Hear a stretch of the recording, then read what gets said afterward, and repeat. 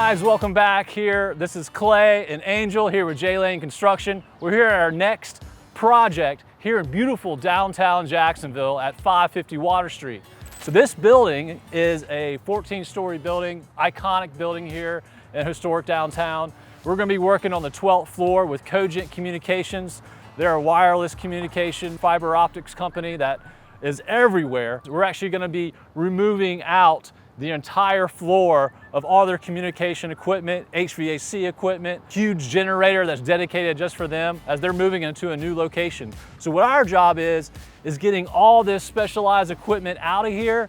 We're gonna have huge cranes out here pulling lots of condensers off the roof, pulling generators out, pulling a lot of electrical and mechanical out of here and getting it prepped up for the next tenant in this building, and then getting Cogent set up in their new space.